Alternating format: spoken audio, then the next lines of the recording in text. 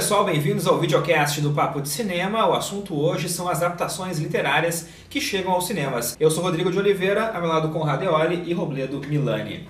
Então, pessoal, a gente está aqui com uma mesa repleta, como sempre, né, de alguns exemplos bacanas de filmes que vieram dos livros, ou alguns livros também que depois, né, se transformaram em filmes. Eu tenho uma predileção por livros do Nick Hornby, e os filmes eu achei que foram muito bem adaptados. Não sei o que vocês têm de predileções aí na área tanto de literatura quanto de cinema. Olha, posso destacar já o Rebecca, do Hitchcock aqui, na verdade da Daphne du Maurier, que foi uma grande inspiradora de filmes para o Hitchcock. Tanto Rebecca, que foi um sucesso cinematográfico, um livro excelente. Ganhou o Oscar, inclusive. Ganhou o Oscar, inclusive, e também com Estalagem Maldita e Os Pássaros, né, que são filmes que ele adaptou de romances desta autora, sempre transformando as histórias, mas nunca perdendo a essência dos livros, que é muito interessante. Eu, durante muito tempo, eu pautava as minhas leituras pelos filmes que iriam vir. Então, vamos se adaptar ao Senhor dos Anéis. Eu pegava e lia todos os livros antes. Assim foi com os Harry Potter, com os Crepúsculo, sabe? Mas hoje em dia já é uma coisa assim que já é uma boa surpresa. Tipo assim, quando a gente pega alguma coisa, ou então ir atrás daqueles que já viraram, sabe? Pensar, pô, o que o Stephen King escreveu no Misery para virar o Louco Obsessão? Então vamos ler isso antes. Eu acho que é uma fonte sempre muito boa, porque como são obras diferentes, né? E eu acho sempre importante tu ler o livro antes. Eu gosto disso porque tu lê o livro, tu cria o teu filme na mente, tudo, e eu acho bacana confrontar essa ideia com o trabalho do diretor, né? Pra tu ver se é melhor, pior, superior ou não. Isso não interessa, o que interessa é que é diferente, e essa diferença é que promove a riqueza dessas duas manifestações, né? Tu gosta de ler primeiro também o livro antes de Eu tinha esse hábito também, como o Ledo disse, principalmente com os romances do Dennis Lehane, que é um autor que eu gosto muito, sobre Meninos Lobos, Medo da Verdade, também, sempre adaptando para grandes obras, e eu já acostumado a ler os romances dele, mas hoje eu estou mais relaxado, assim. Eu vejo uma obra que vai ser adaptada ao cinema, fico tranquilo, vejo o filme, se me interessa, daí eu sigo com o livro, se não, acho que se resume àquela experiência. Acho que o importante mesmo é entender que são experiências diferentes, né? Isso, são linguagens diferentes, na verdade. Totalmente. Então, tu dizer, por exemplo, que o filme, precisamos falar sobre Kevin, é melhor que o livro, na verdade é meio tanto errôneo isso, porque são duas linguagens diferentes. Então, tu pode até gostar mais, talvez, do livro do que do filme, tu pode gostar mais do filme do que do livro, só como eles são tão diferentes, não dá pra mensurar isso, é melhor, é pior. Eu gosto muito, como eu já falei, do Nick Hornby, e eu fiz um trabalho de conclusão sobre isso, né, na graduação de jornalismo, que era fazer as diferenciações entre as adaptações, né, dos livros do Nick Hornby para o cinema. Então temos Alta Fidelidade, que é um filme muito bacana, que eu assisti primeiro o filme, depois li o livro e depois assisti o filme de novo. Quando eu assisti o filme, eu adorei. Fui ler o livro, e o livro era ainda mais gratificante, sabe, a literatura. E depois eu vi o filme de novo e daí eu achei, olha, tem algumas coisas legais, mas que... Eu em relação, tu vê interessante, ela que diz aqui, né, baseado no best-seller, isso é um gancho de venda de marketing, né, dizer que surgiu do livro. Depois lança o livro com a capinha do filme. Exato, sempre tem essa mudança. Eu quando eu li primeiro o livro. Eu me lembro que na época a minha chefe, quando eu trabalhava, chegou pra mim e disse assim, isso aqui vai virar livro, acho que tu vai filme, acho que tu vai gostar, dá uma lida. E achei o livro mais ou menos, o filme não gostando, mas Um Grande Garoto dele eu acho genial. Acho muito bom, acho que é um dos melhores trabalhos do Hugh Grant. E é legal porque o filme é muito bom. O filme, ele, da metade pro final, o filme é totalmente diverso do livro. Eles mudaram porque o livro se passa nos anos 90, quando tinha o lance do grunge, no final do livro tem uma passagem de Kurt Cobain quando ele se mata, então tem toda uma história dentro disso. O filme, ele se passa nos anos 2000, então eles tiram todo esse lance do grunge e colocam a ação mais voltada entre o garoto e o Hugh Grant. Então é muito legal, sabe? A invenção que eles fizeram realmente uma obra totalmente diferente, mas é muito legal porque tu gosta dos personagens, até é legal poder ver uma outra aventura dos dois numa história que relembra um pouco o livro, mas é diferente. A oportunidade de reviver a experiência com os mesmos personagens, talvez aquilo se transformar dentro do imaginário que você tem. Quando você lê um livro, inevitavelmente você... eu pelo menos imagino cinematograficamente como aquilo poderia se transformar, né? Já fico imaginando qual ator se encaixaria naquele papel. E tudo são interpretações, né? E o momento que tu pode confrontar a tua interpretação, qual é a interpretação do realizador, do diretor e tal, é outro conflito interessante. Né? Eu, Jogos Vorazes, por exemplo, eu assisti ao filme primeiro, eu gostei do filme, daí fui direto do cinema, eu fui pra livraria, comprei o livro e li.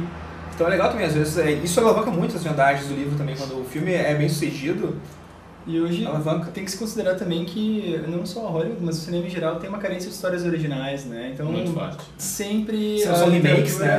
Que não são remakes, são adaptações, são versões e são adaptações literárias, que já é uma questão histórica. O cinema sempre bebe na fonte da literatura e dessa vez cada vez mais, principalmente alavancando franquias, né?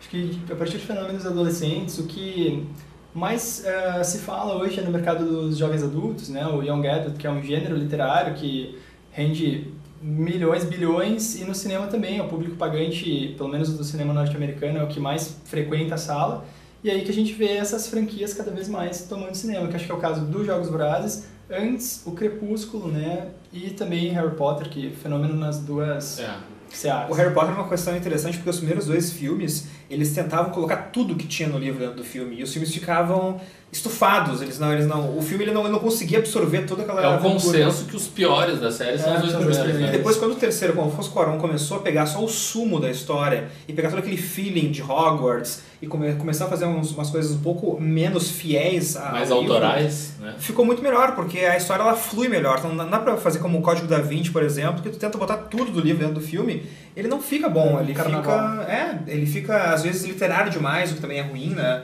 São 2 linguagens diferentes, então tem que ser... Exato. Eu durante muito tempo me pautei um pouco sobre essas febres adolescentes, né? Li todos os Harry Potter, li todos os Crepúsculos, acho que isso foi o traumático, por isso que eu acabei deixando de fora os Jogos Vorazes.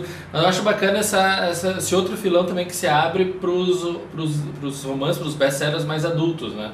Que assim como rende filmes como Comer, Rezar e Amar, que fica bem aquém e tem seus problemas. Tem o Diabo Veste Prada, que é muito divertido, ou A Casa dos Espíritos, que na época também teve muito comentado, o Desejo de Reparação. E daí eu ia chegar nesse exemplo justamente, que é o do Millennium, que não só tem um livro, uma trilogia de livros muito boas, como já rendeu 2 filmes.